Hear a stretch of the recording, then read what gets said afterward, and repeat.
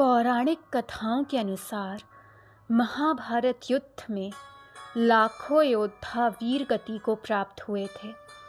युद्ध के बाद जीवित योद्धाओं में पांडवों से 15 और कौरवों से 3 योद्धा थे। इस तरह इस युद्ध ने पूरे भारतवर्ष को लगभग योद्धा विहीन कर दिया। कुरुक्षेत्र में भाग लेने वाले सभी योद्धा पुरुष थे, जिनकी विधवाएं और परिजन शोक में डूबे थे।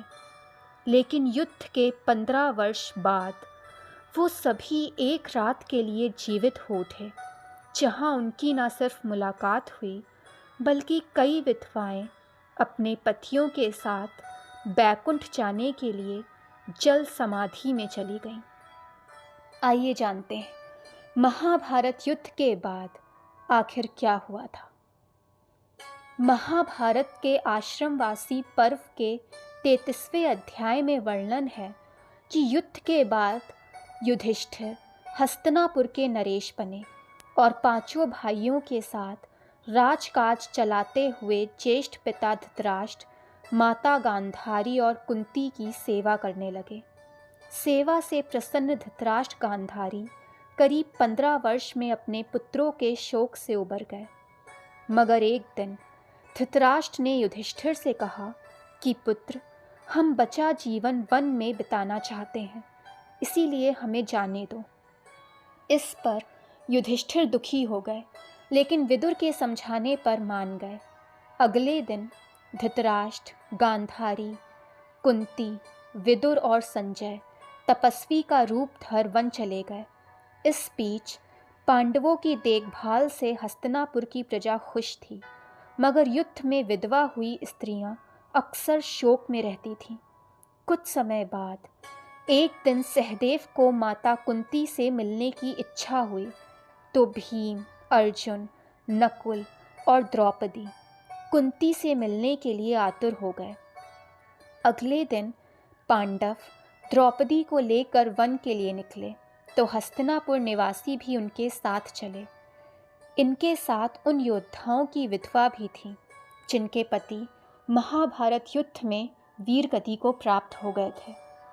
वन पहुंचकर जनता भी धृतराष्ट्र और कुंती के आश्रम के आसपास रहने लगी।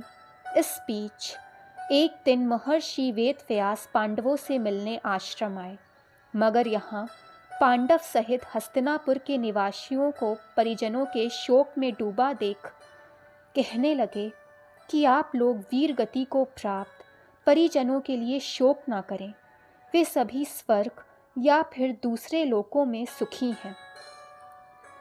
व्यास की इन बातों का लोगों पर असर नहीं हुआ। इस पर महर्षि ने कहा कि आज रात मैं आपको परिजनों से मिलवाऊंगा। तब धृतराष्ट्र और गांधारी ने युद्ध में मृत पुत्रों और कुंती ने कर्ण को देखने की इच्छा प्रकट की। द्रौपदी ने भी कहा कि वो भी परिजनों को देखना चाहती हैं। आश्रम गंगा तट पर था। सूर्यास्त होने से पहले महर्षि वेदव्यास सभी को लेकर गंगा तट पर पहुँचे। फिर सूर्यास्त के बाद उन्होंने तपोबल से महाभारत में मारे गए योद्धाओं का आवाहन किया। इसके बाद एक एक कर योद्धा गंगा जल से निकलने लगे।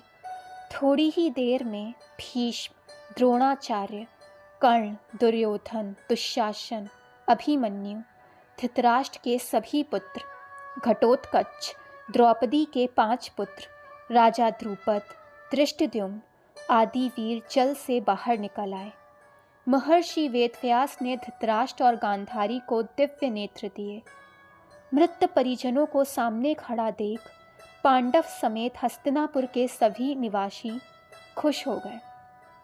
फिर सभी ने परिजनों से बात की। इसके बाद सभी के मन में व्याप्त शोक समाप्त हो गया। एक रात की मुलाकात के बाद शहीद हुए योद्धा एक एक कर गंगा जल में डुबकी लगाकर गायब होने लगे। ये देख महर्षि व्यास ने विधवा स्त्रियों से कहा कि जो स्त्रियां अपने पति के साथ उनके लोक जाना चाहती हैं, वो गंगा जल में जीवन त्याग कर जा सकती हैं।